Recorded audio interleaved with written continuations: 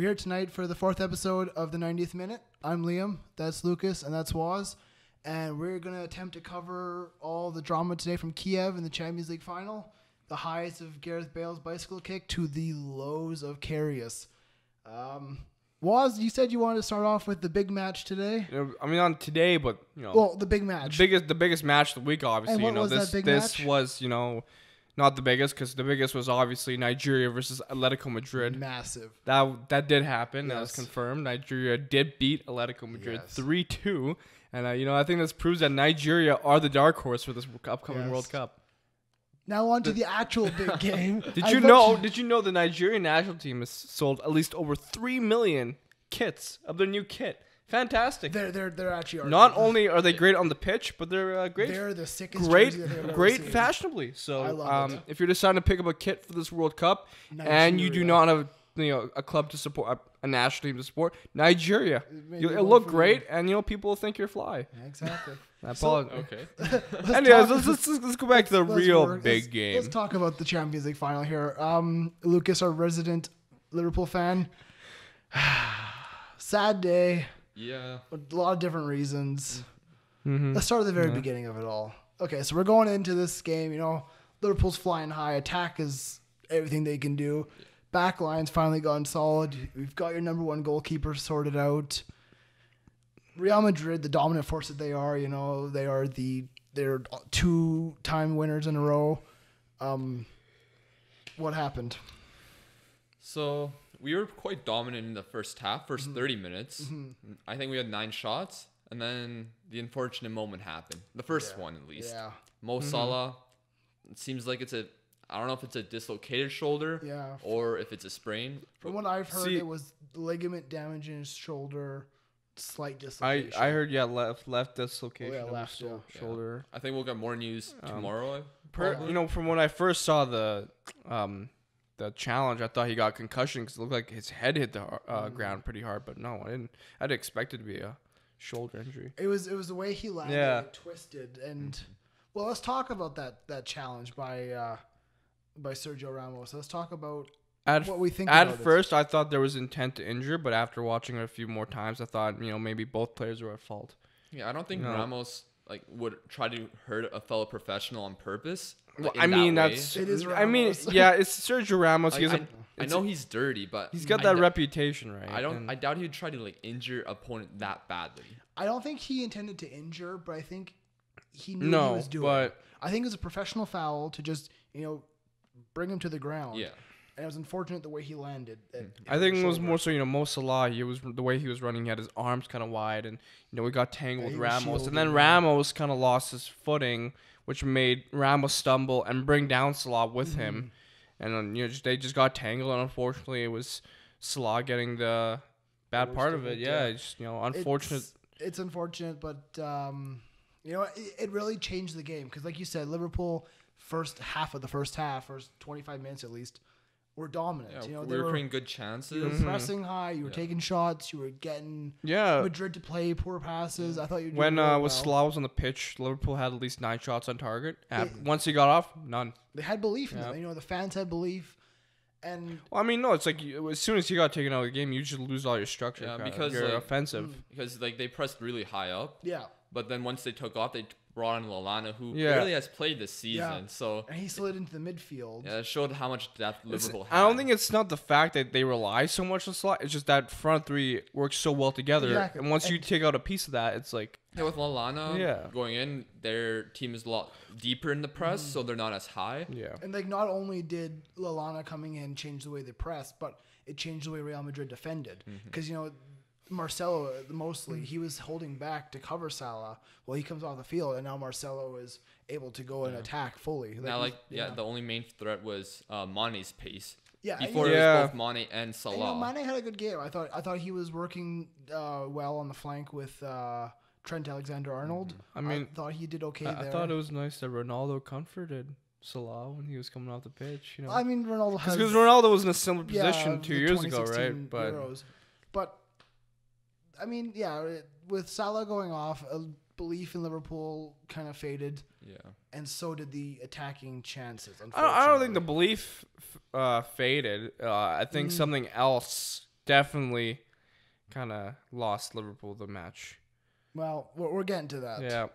So a few blunders. Yeah. Well, so let's talk about that. We might as well. So Karius, he had earned the starting role for Liverpool in net. What happened? Oh, he was having a good game in the first half, in my opinion. He made some good saves, especially the one before halftime. Yeah. Where it led to an offside goal. But I don't know. I think before that, I saw a video on Twitter. Ramos was slightly pushed, but he fell into Karius and hit him in like around the left eye. Yeah, I heard area. that Karius got injured supposedly. So Yeah, and like hit him in around the left eye. And when he rolled the ball, Benzema was on his left side, and then the ball came to him on the left side. To say the least, Ramos was a rather controversial figure in this final. Yeah, actually, there was a poll on the BBC for like the player ratings of the game, and Ramos had the lowest poll rating. It just wasn't that final. Salah injury. He had a couple dives. He got Mane carded. Yeah. The ball was coming. No, Ramos had the ball. Was looking for a back pass, and rather than just passing it, he waited for him to go through him before. Like he's a brilliant defender, great defender, but he just doesn't have the classes like Carlos Puyol. Even if that him getting hit in the head caused anything, it shouldn't be an excuse for some of the things that happened. Obviously, I'm pretty disappointed in the mistakes he's made, but I am sympathetic with him because he's probably feeling like complete dirt right now. Yeah. Get that man a psych. Yeah, he probably needs a psychologist. If I he doesn't thought have one already. I thought what Ulreich did in the semifinals was terrible. This is just like another level. Well, I mean, like, okay, so he goes to roll the ball out to Lovren, and with Benzema just standing right there, sticks out his toe, boom, pokes it in. There's 1-0 to Real Madrid. Yeah. And at that point, I think Liverpool fans, they're going, okay, this is the beginning of the end. Here comes the onslaught. I mean, honestly, I have one Liverpool fan who lives in Leicester, and he was just saying like, yeah, this is it's over.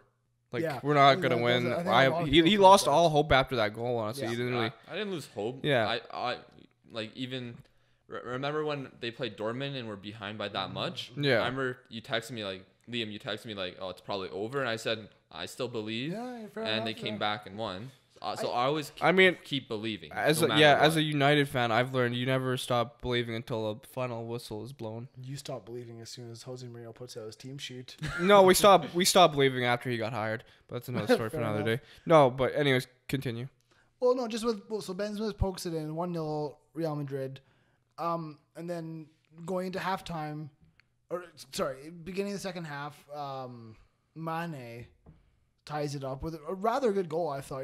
Lovren heads it back across after a corner, and he's able to square it so it goes in. Mane is the 4th African player to score in a Champions League final. Drogba's one. Eto's another. And then I think the other guy is Mbogia. He played in like the 80s, I think. Okay. But yeah, it was a good goal. I was quite pleased from it. Yeah, the other guy was named Majer. Fair enough. Okay. But yeah, Mane had a From great where? game. From where? Oh, I don't know, but Don't ask these questions on the fly. but yeah, Mane was having a good game.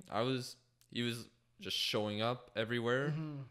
He was probably the most exciting attacking player in the game for us. Yeah. I liked his pace going down the wing. I thought he was good energy wise, and he's also he's being physical a little bit. He was getting into some players. It was just there was too many people marking the front two of Liverpool at that point in time. Yeah, because with them only needing to focus on Mane's pace instead of both Mane and Salah, that gave Firmino less space because they needed to cover Firmino as well. Let's talk about Firmino. Yeah, he didn't have his. No. He was probably below average to his standards, which is disappointing, but kind of understandable because the system the team prepared before the match just shut down. He was up against a quality opposition. Let's give Real Madrid credit for what they've done. Varane was great. Ramos did his thing. Yeah, the fullbacks. I mean, were good. let's just talk about Real Madrid here, because they played excellent. I thought they played very well. I think every final they just somehow You know, maybe in the first 15, 20 minutes, they'll be a little slow. The other team will push them. This happens every final. And then eventually, they get the ball. They hold it. They control it. Well, that's what I was saying pre-match. I said Liverpool have to come out and win this game in the first half. Yeah. Because if they allow Real Madrid to get time to get settled and to get their bench involved, boom, that's it. Done. Once Madrid get control of the game, it's like they got it locked. I don't feel like Madrid were even at their best today. No, but it's like, I don't know. I feel like their midfield is so good technically. Their best player, Ronaldo, had a poor game, if we're honest. You know, he wasn't involved in very much attack. Yeah. Neither was Benzema, really. Other than his that lucky goal. I think, Modric and Kroos played really well. I thought Marcelo played fantastic. Yeah. Marcelo played fantastic once Salah came off because he's able to do his thing. I mean, we had the discussion in the last podcast, right? So, like Liam and I thought that Salah would like expose Marcelo, but and I think he was in the beginning. You know, they were getting him. They were pressing that side of the field, and Marcelo was having to hold back because he couldn't attack.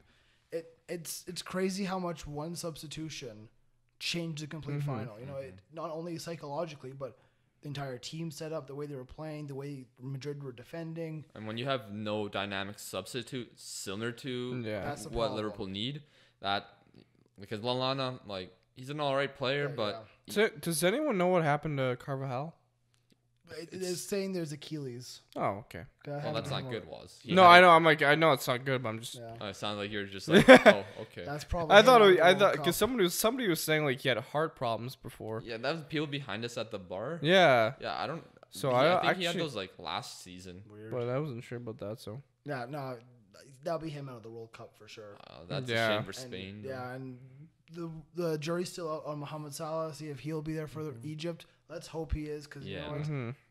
Egypt deserve him there for everything they've achieved so far already. Yeah. But back to the actual match. So Liverpool are trying to get back into it after that. You know, it was 1-1, and then another moment of. I mean, that was something. Yeah, Karius couldn't really stop. I don't care who's in that. Actually, I think maybe David De Gea could say that. He makes incredible saves. David De Gea, Buffon, and Neuer could have been in that net, and none of them would have saved it. I don't know about that, but I honestly thought it was going over. I didn't think it was going in. I was like, it went in. I was like, oh my days. Marcelo crosses the ball in from the left-hand side, and Gareth Bale, who came on 3 minutes before, with the most ridiculous bicycle kick I've ever seen. Guess you can say he was a game changer. Wow, he was. Most ridiculous bicycle kick. It was probably the greatest ever Champions League final goal. Maybe. Well, Zidane's was good, but I think Mandzukic's last year too. No, that wasn't as crucial. I know. This was the game-winning goal. Yeah. The game-winning goal that. I still prefer Zidane's. I thought that was. This was top of the box. Ball's going away from him. He's running backwards to get the ball, and he bikes it in. It was unbelievable. Yeah, my jaw just dropped when I saw that. All you could do was just applaud that. Yeah, even the Liverpool fans. You know, Zidane's goal was assisted by a Brazilian named Roberto Carlos. Correct. And Bale's is assisted by Marcelo. Wow. Interesting how it works, right? Yeah, thanks, Woz. You know, at the beginning of Marcelo's term at Real Madrid, he was actually living with Roberto Carlos. Really? He came over from Brazil, and they were roommates and everything. So, here's your fun fact of the day. Interesting. Yeah, it's great to hear that. Well, no, it's not. But no, it's cool. I think I heard about that story. But yeah, Bale, what a goal! I mean, all credit given. Gareth Bale. He's had a tough season at Madrid, you know, through injuries and not transfer speculation, falling out with Zidane, you know, and big game he steps up. Yeah, and more Gareth Bale would soon come. I think. Was it him that got in a breakaway? And then, no, it was Ronaldo on the breakaway. And then Andy Robertson, fantastic tackle. Yeah. Beautiful. The second best Scottish left back. No, best one. No, Kieran Tierney. He's the best one. Kieran Tierney. No. Isn't Kieran Tierney, where does he play? Celtic. Oh, that says enough. Yeah, we'll go with Robertson. Celtic through and through. No, but, okay. Be a great left back for United. Hey, we need one. That rumor's been going around for a while now. You won't leave, though. Who are we? Like, with Jesus. No, but okay. So Madrid are. So before we get into that third goal, just want to give a shout out to Liverpool's backline. Well, not including Karius. Yeah, he doesn't count. But Robertson, Van Dijk, Lovren, Trent Alexander-Arnold, fantastic performances from them. Yeah. They did not let that many good chances in the game. I was really worried about Arnold and Lovren, they're marking Ronaldo. Yeah. And the two of them were outstanding. I thought they were the best two out of the back line. Lovren was like world class. Yeah, Lovren was brilliant. The one tackle he made against, I believe it was Cruz. Cruz was making a run down the wing, and Lovren not only made the tackle, kept the ball in play, got up and made a fantastic 30-yard pass. Yeah. It was brilliant. I was like, who is this guy today? Yeah, he's done well in big games this season. And he does have an error in him. He's not the worst center back. He got an assist on the goal. And Alexander-Arnold almost scored in like the first 10 minutes, I think. Oh, he should have put that one away. He had the chance. Yeah, he's Alexander-Arnold, first teenager to play in the Champions League final. Really? Since, the 70s, I think. Wow. What a headline. Really? Yeah, I read that somewhere. Like starting or? Yeah, starting. Oh, okay. What a headline that would have been, the local puts him ahead 10 minutes in. Oh, man, looking good. Man, would have been amazing, but wasn't meant to be. That's the way football works. We head into last 10 minutes of the game. Gareth Bale has a lot of space. Yeah. 25, 30 yards. Now decides to have a crack. Now goes towards the middle. It's a good technique shot. Yeah. Swerving a little. Bit of dip. And Loris Karius puts some butter on his gloves and it goes in. Yeah, it hits him square in the hand and goes in somehow. Yeah, it's similar to the Xhaka goal that scored on Mignolet. Yeah. Which, I don't know. Mignolet, Karius both made mistakes. Unfortunately for Karius. What a bad day to have a bad game. Yeah, he was actually having a good season. Yeah. But now this just completely erases that. His hard work. Yeah.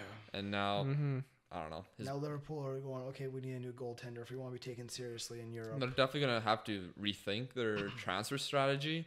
Yeah, because you can't have things like this happening. No, you can't. You can't afford to have it. I mean, you can give him another chance next season. It's like, do we want to? But you can't give him the starting role. No, yeah, honestly. Yeah, I think Mignolet's done his time there. He can move on, sell him for a somewhat decent fee, and then go after a world. It's just crazy to think how one match can basically ruin your whole career. But that's or change maybe. About, you have to be clinical when the time is when you're called upon, and you know what, he was called upon twice, and twice he made giant mistakes, which cost Liverpool the game. Not wrong. Because other than those two goals, Madrid didn't have insane chances on net. Yeah, like one where Ronaldo shot over, and then the Benzema one. Ronaldo header towards the end of the first half. There was a few decent chances, but not enough to say, okay, they're gonna win 3-1. I mean, what did you think of Ronaldo's performance? Though poor. Really, that was his worst final I've ever seen. He was quite hungry for a goal. You can tell him, but at the very end, he was. But then a fan ran onto the field and tackled him. It was a great tackle, I must say. Yeah, he didn't tackle him. No, they pulled him down. Yeah, the security got him like ASAP. Like, damn. It was good though, because it's like an NFL linebacker in the Champions League final. Securities in those stadiums. Ronaldo was pissed. Yeah, he was. Well, he was on the way to take a shot on net, and he hit a stop for this guy. He wasn't gonna score. Probably. Who knows? I mean. Yeah, in terms of Ronaldo, you want to talk about after his game? What do you have to say? I mean, we can... Let's mention it here. So, Ronaldo after the game. I got it. You got it. Here, read it out. So, Ronaldo post-game, it has been very beautiful playing for Real Madrid. I'll talk in a couple days. So, there's speculation of, is he going to remain at Madrid or is he going to look elsewhere? A couple days. If he is going to look elsewhere, where is that? And Ramos responded about that. Yeah. He said, Cristiano needs to explain what he meant, and he needs to do it today. And I don't think he did. Nope. No, he didn't, but... And then Gareth Bale also has something to say after the match. Yeah. Yes, and he said, I think the interviewer, they asked jokingly, like, oh, so a potential transfer this year, the yearly rumor. And he responded, I need to be playing more. We'll sit down with my agent in the summer. It's the fact. Bale is a fantastic player. Yeah. And he comes over from Tottenham with all this pedigree and all this hype. And he's left on the bench. He's done well for Real Madrid. He's had some injury problems, which is not his fault. But then when the big games, he could have started up. He could have started. I think he showed up like in every final. So, but one thing, I listened to the Spanish football podcast one week with Sid Lowe, and he said that apparently Gareth Bale, he doesn't really know the language that well, even though he's been in the country for many years. He just never like learned fluently, and that's kind of odd to hear. Yeah, but why does that have a major impact on his credibility as a player? You know, like speaking the language shouldn't be a major concern. Well, no, that's what I'm saying. Like that's like one part of the game. Like maybe not interacting with his teammates as much. Potentially, but I don't know. I think the talking should be done on the field. Let us play the play talk, and like as we saw today, he can play. He scores some outstanding. He's honestly a player that deserves more minutes. Yeah, and like he just said, you know, if that is elsewhere, he could probably get into any other starting 11 except Real Madrid. It looks like. If that is elsewhere, then where is that? And that's where both Bale and Ronaldo are going to be called in. He goes, who do these two guys go to? I like to see Bale go back to Tottenham. That will never happen. No, you think they're not a big enough team for him. I mean, I think they're on the uprise. They can't afford his wages. No. If they can't give Harry Kane these Harry high Kane's amount like of wages. $150,000 a week, which is nothing. Paris Saint-Germain? No. If I can only see Bale going back to the Premier League, and the only Premier League team he can go back to is Manchester United. You think so? He's not going to go to City because that's not his style of play.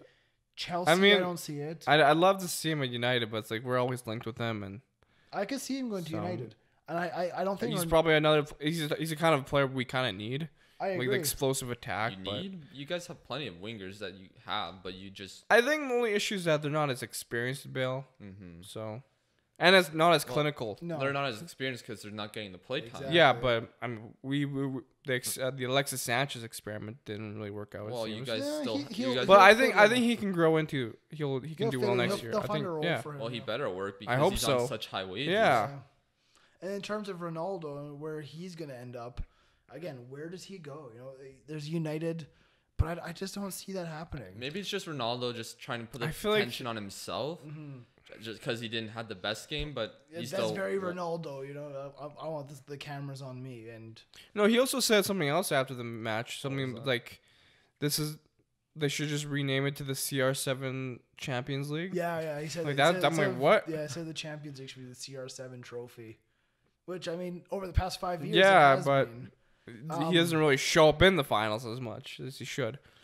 But then Florentino Perez, the president of Real Madrid, he responded to the Ronaldo comment. He went, Cristiano has to remember that there's no player bigger than the team. And if he wants to continue thinking this way, well, then we're going to have to sit down and have a talk. Yeah, no doubt. So then where does that leave their relationship? I just don't get it. Like, all this drama after winning your third Champions League in a row, 4th in 5 years. He drops that bombshell. Not just Ronaldo, Bale too. Yeah, I know. I think it is. Okay, Bale, fair enough, because he doesn't get the playing time. But Ronaldo is like...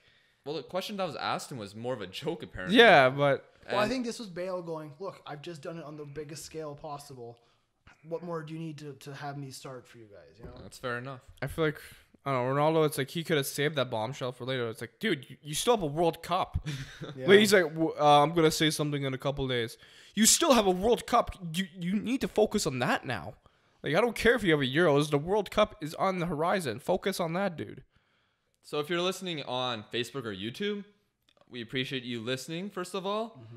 Leave a comment what you think about this Real Madrid fiasco, even though they've won. Yeah. Even just the Champions League final itself, you know, what did you think of the match, players? Where does Ronaldo go? Where does Bale go? Was Ramos intent to injure, or where do you stand on that? And also, if you enjoy listening to us, leave a like, either on Facebook or YouTube, whatever you're listening to. And also, if you guys don't mind, please share it.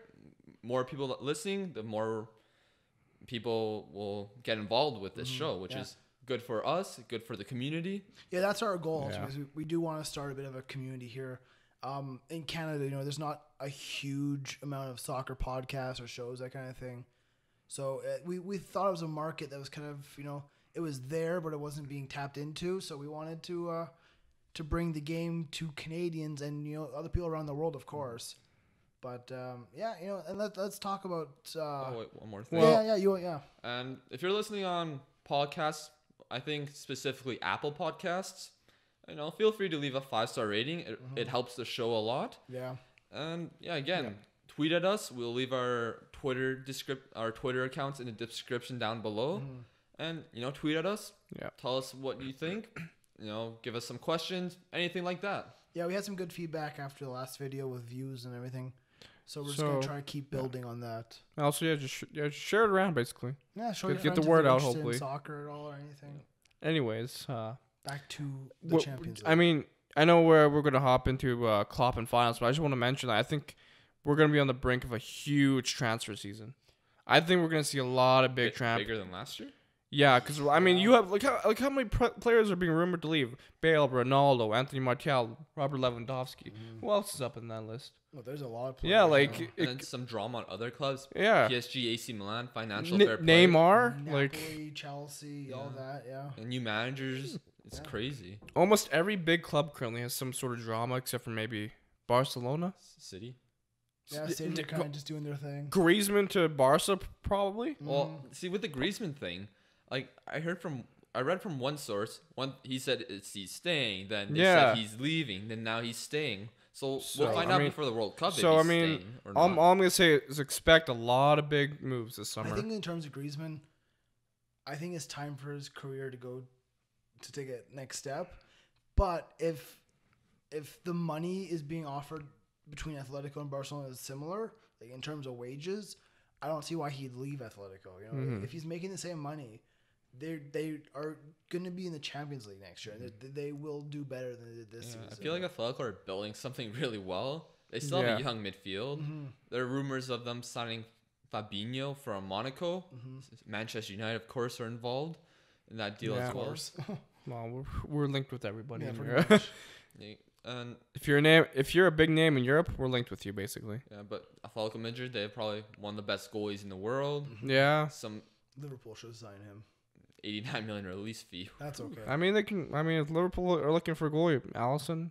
Yeah, he's always just as expensive. Yeah, but apparently he's going to sign a contract with Roma. If you want to win titles and trophies, you have to start spending money. Unfortunately, that's how the game is today. My fear is that we're going to get Jack Butland.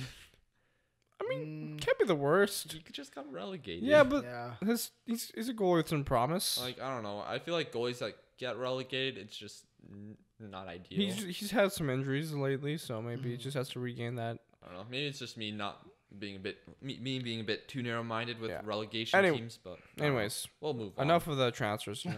Tell us what your team maybe wants or kind of needs to strengthen the squad to go further, and which transfers do you think will actually happen, or is there just too much bogus in the air at the moment? So let us know, and Facebook, YouTube, leave in the comments, and we'll definitely discuss it in the next podcast. Yeah. Anyways, let's hop into another big storyline with this Champions League final. Klopp. Yeah. He's lost another final. I think this is 6 in a row. 6 in a row. The only final he has won is the DFB Pokal back in 2012. Yeah, with Borussia Dortmund. Let's be honest, that is not a trophy is anywhere similar to the Champions League. No. Like all fair to him, it was a good win over Bayern Munich, fine. Yeah. But when it comes down to the big games, the big crucial moments, why is he not getting the results? I don't know. I feel like he's had some bad luck. Okay, so let's look at each of these finals. Okay. Well, not individually, but in general. Most of them, maybe not. You could say the Wolfsburg one, they weren't the underdogs. Well, they were the underdogs for all the finals. Even the Wolfsburg one, you could say they were the underdogs. Yeah, because Wolfsburg were incredible that year. Second place with KDB. And Bas Dost was having a phenomenal season. But yeah, you're right. He has brought in small teams to these big finals, which is a huge testament to him. He's made 7 finals in his career. And look how these finals ended. So I remember one DFB Pokal against Bayern, extra time. Hummels actually scored a goal, but they didn't count it because there was no goal line technology. If that goal counted, would have been a different game. Maybe Dortmund would have won that DFB Pokal. But in the end, Bayern won it. Then let's look at one against Manchester City. The Capital One Cup final a couple of years ago in Klopp's first season. They lost in a penalty shootout. Mignolet made a mistake in the game with one of the goals he conceded. Then later that year, the Europa League final, they were a little unlucky in the first half. Some handballs should have been called. Yeah. And then they mean, just collapsed in the second half. I feel like you can fault Klopp on that one a little bit. Then you look at this one here. They didn't play bad. No. They are just 2 crucial errors. If you eliminate those errors, 1-1. I mean, I was just gonna say, like, at the beginning, like, he's had some bad luck in finals. I mean, if you compare these his 2 Champions League finals, he's lost a crucial player due to injury. Yeah, that Champions League final, the first one with Dortmund, they lost in the last minute. Yeah. Not even that. They had Mario Götze. Wasn't he injured for that one? Yeah, he didn't even play. And he was like, that's also the year he went to like Bayern Munich. And you could say about that final, Dante kicked Royce in the stomach for the penalty. Dante was already on a yellow card, and he didn't get a second yellow. Yeah. I mean, that was an amazing What final. we're saying is not necessarily his fault that they've No. lost. You know, it's outstanding. Like, look at what he's done for these teams that are a bit smaller. And compare the squads he has to go up against. Exactly, too, that's what we're saying. You know, with a bit smaller teams, a bit smaller budget, bit less off squads, they've gone to these finals and they've competed well. They haven't been blown out the water. Like 3-1 today, it was not a 3-1 game.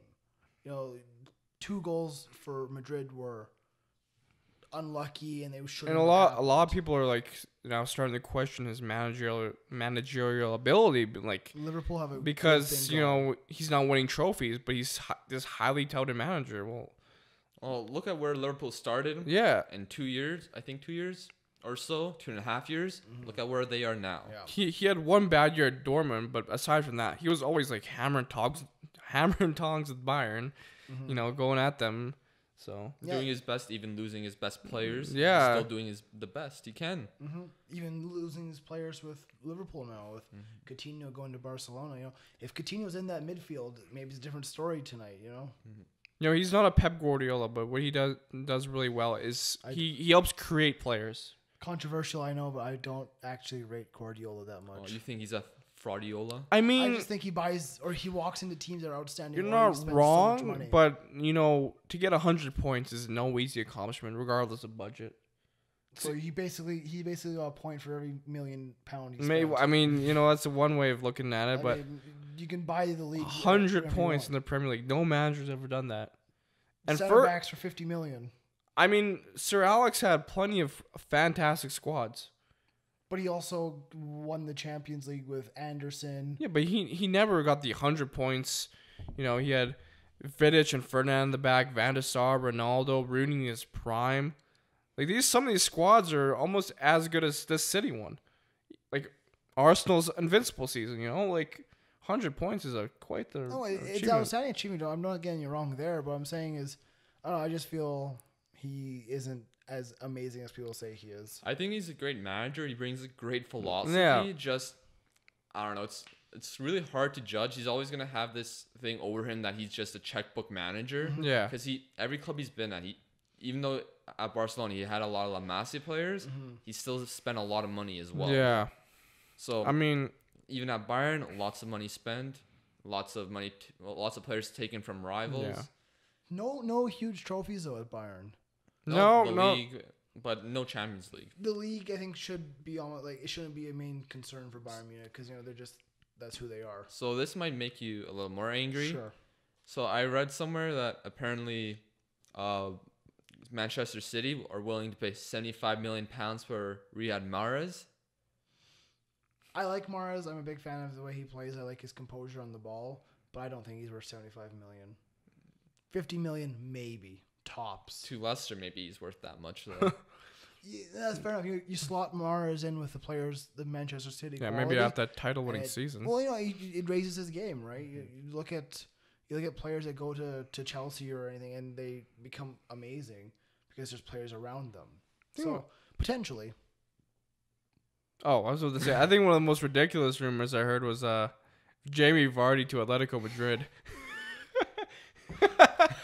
I mean, yeah, it's not going to happen ever, but you can understand the thought process behind it. Maybe. I'm a big fan of Jamie Vardy. I think a lot of people are. I saw him play in the U.S. tour in 2016 there, and he was outstanding. The pace he has is brilliant. Yeah, but shall we go back to Klopp? Yeah. I don't know. I think Liverpool will win a trophy next season. Yeah. I think they can definitely push for the title. I think, yeah. I don't know what trophy exactly. Just say a trophy right Yeah, now. I mean, well, like... Let's say...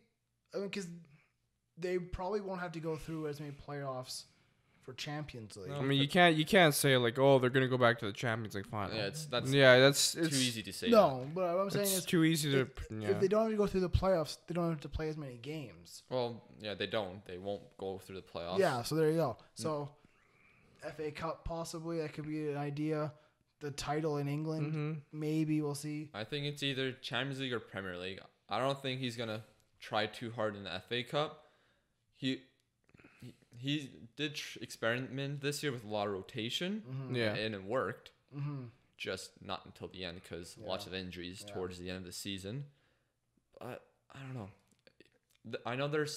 I read from a reliable Liverpool journalist that they're trying to improve their midfield so that they can compete with City for the league title next season. Yeah, that's what they need to have. They need to strengthen their midfield because you know what? Wijnaldum's good, but I think he's a bench player, unfortunately. And you know, Chamberlain will be coming back next season. Keita coming in. Yeah, Keita will be good. Fantastic. Yeah, maybe Fekir. Yeah, Fekir. I hope Fekir. Yeah, that would be amazing. Maybe a new goalie. Yeah. So maybe another center back just in case, because the depth and who knows what happens there. You know, lots of injuries with our center backs this year. Like we're also gonna be losing some players. Yeah, Emre Can probably played his last game for Liverpool today. Big transfer rumor to Juventus. Yeah, and then Mignolet probably is going to go. Maybe some backup players. I don't know. A lot of talk of Solanke going out on loan. That'd probably be good for him. Yeah. I don't think no surprise. I don't mind him. I think he's a good physique for a striker. I find him kind of similar. Funny enough, we have the guy's jersey here. Kind of similar mold to Lewandowski. Oh, really? Obviously not as good, but Lewandowski wasn't like brilliant when he was 19 in because he was still in the Polish league at that time. Tearing it up with Lech Poznan. That was great. Is that where he came from? Yeah. Cool. So I feel like Solanke is a similar mold to that type of player. He just needs game time, even if it's at a lower Premier League team. Or or even the second division of England, maybe. I don't know. I don't really want him to play in the second division.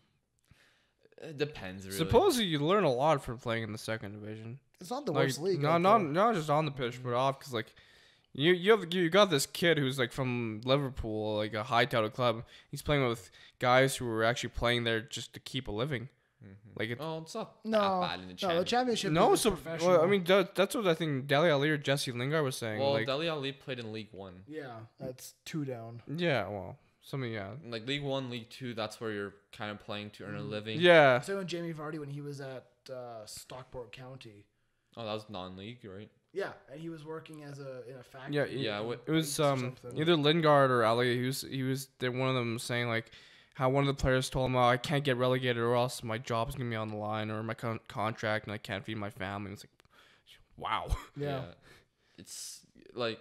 I mean, that shows the money difference between those lower divisions and like. And if you drop Premier outside League. the football league, there's just players on like part-time contracts, part-time playing, part-time at another job. Yeah. It's really interesting, really. Should we talk about the championship game today? Oh, okay, yeah, why not? I mean. Let's finish it off with that. Yeah. And one of our friends, we won't name him, but you know who you are. He's a Fulham fan, and he was very happy today. I'm shocked there's actually Fulham fans out there, but yeah, where we live. I mean, he's considering buying a kit. Seriously. So. But yeah, it's the most expensive game in football. It's £500 million it's worth if you win this game. So it was Aston Villa against Fulham today at Wembley to go and get promotion to the Premier League. And Fulham did the job. It was not easy. No. They scored. They were the better team in the first half. But they did get a red card in the second half. They probably should have gotten a red card in the first. Yeah. But then Grealish later, who had a good game in the second half, he probably deserved a red card too with one of his tackles. I'm a big fan of Jack Grealish. Yeah, he probably is going to a Premier League team next year. I like how he plays. I like how he can move through midfield and everything like that. But let's talk about the other youngster on the field that was outstanding. Ryan Sessegnon. Yeah, the Ryan next major Sessegnon. name in football. English starlet. Yeah. Yeah, can play all across the left side of the field. Top goal scorer for Fulham. Just turned 18. As a left back, he was top goal scorer. Oh no, he played left wing Well, too. left wing, left Yeah. wing back, So I mean, kind of similar to Gareth Bale. yeah, Gareth Bale once played left back. yeah, for So- Southampton, yeah. It's really it's good to see that like these English players are showing that they're actually good. Yeah, especially the lower divisions. They're kind of coming up the ranks. Maybe And fun fact, Ryan Sessegnon is not loaned out from a top English club, right? yeah. So he's just he just came out of nowhere. I think he's a twin on the team too. Does he actually? Interesting. Yeah. There's a lot of Sessegnons in the world of football. I feel. I always hear that name. You think it's Sissoko maybe? No, No. there's been other Sessegnons. Yeah. One played for like maybe West Brom a couple years ago. Oh, okay. Oh yeah, you are right with West Brom. I think. Who's the other young player on Fulham? People have been talking about. Oh, his twin or do you want? No, there's another good young player on Fulham, right? Oh, there's Tom Kearney who's good. Yeah, but Tom Kearney, there you he's go. I don't know our if Yeah, he's captain. young or not. Oh, He's their captain. I don't think he's that young, but Yeah. But yeah, Ryan Sessegnon, I messed up his name. My apologies. But he has a twin called Steven. Steven Sessegnon. Yes. you know what? Tottenham are rumored to be highly in the running. I think for- almost every top that. English club is in for him. Yeah. So he's a big talent coming out, and it's gonna be fun to see him in the Premier League next Yeah, year. for sure. Yeah. He will I be kind in of the hope Premier he stays. Yeah. Kind of test the waters, I don't show know. what he's worth. Actually, From what I read, he seems like he's level-headed. He knows what's the right thing to do for his career. He has Yeah. good people around him. I mean, I'd rather see him in the Premier League than John Terry. So- Yeah. John Terry, he could have been promoted, but he's staying back down So there. yeah, so promoted is Wolves, who finished top. Yeah, Wolves are back. Can I confirm? Yeah. Then Fulham and Cardiff, all going up to the Premier League. So one Wales team goes down, one Yeah. comes up. So, do you think any of the three will stay in the Premier League at the end of the year? Or Depends who All- they bring in. Yeah, it depends. Once we do a preview, we'll know for sure we think. But just generally looking at their play styles, I think two of them can stay up. I think Wolves have a good chance, Yeah. depending on who they get sold or anything. They have a huge financial backing. Well, too. yeah, because Okay. there was a talk of a few of their players getting sold internationally and to major Premier League teams. So we'll see there. But I don't see Cardiff staying up. I can already kind of see them going Yeah. down. But Fulham, who knows? They I like have- how they play. exactly. They are exciting, and Craven Cottage on a good day, you Yeah. never know. Yeah. It's good to see them Aren't back they? in the Premier League. Aren't they the club with the Michael Jackson statue? Not anymore. Oh, that's a Why? shame. I don't know. I think they got rid of it. That's just a shame. Yeah. Should we try to wrap up this episode here? Is there anything else you guys want to talk about? Was anything? You got a new signing at United, Fred the Red. That's not Is it confirmed. confirmed? No. Well, it's pretty close. Yeah, Gianluca pretty, Di Marzio. Hopefully it's pretty much says hopefully it's done done soon. deal. Hopefully he's a good signing. I don't really know much about him, but hopefully he's a good He's a player. good midfielder. He'll slot in somewhere. I think you guys need to shake up that midfield. There's a lot of issues there. And It all starts with the coach. Mourinho needs to start settle his tactics. He just needs to change that up. He Honestly, just needs to get more exciting and not so And defensively exactly. and boring. It doesn't really work in this day and age of football. Yeah, it's officially the season is done. Mm-hmm. What do you guys Yeah. think overall? Like all competitions, what do you think of the season in I all mean, leagues? Let's actually hold on. Before we do, let's talk about Napoli. Oh, We never yeah. did Oh talk my- about them. Oh yeah. So Napoli's manager, one day he says he's staying, he's all good, relations are good with the president. Next day, boom, he leaves. He's out Yeah. of there. At the last podcast, I thought he was staying. Yeah. Then you said you read something. Yeah, I read a thing saying that him and his agent were both refusing to give a straight answer to the president of Napoli. And that was the reason why De Laurentiis let him go. Yeah, they let him go. He went, and right now he's being rumored to be taking over at Chelsea. Yeah. But Napoli, the same day, like 3 hours later, they get Carlo Ancelotti as their new manager. Wow, Huge signing out of nowhere. Yeah. This big manager. world-renowned manager is going to Napoli. Yeah, it's fantastic for the team. Yeah. People were thinking, oh, maybe Napoli's going to take a step back next year.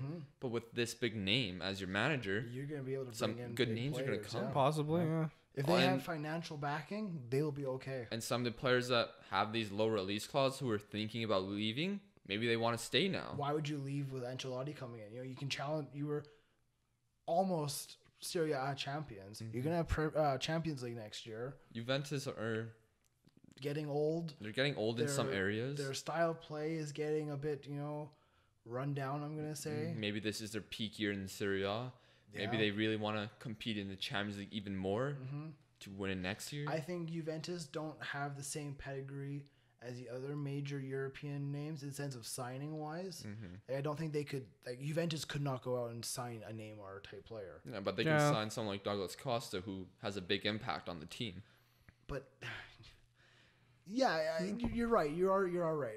I think they're not at that upper tier right now. Of course not. But they've been in Champions League finals. Yeah, they have a manager who is a champion, not in Europe, but he knows how to win. Yeah. With some luck, you never know. Maybe with some tweaks here and there. I mean, Liverpool made the Champions League final. No one predicted that. But with Ancelotti, you could see some good names staying. Yeah, maybe the rise of some youth, hopefully. And then bring maybe someone like Arturo Vidal coming in. Who knows? That'd be interesting. Yeah. No, but the Serie A next year I think will be really interesting. Inter, Napoli, Juventus, Roma. Inter are back in the Champions League. So AC Milan, AC Milan's drama. Could they fail financial fair play? We'll find out next month. There's going to be a lot of interesting transfers and players coming in, players leaving, and we're going to see where all those teams end up beginning of the year.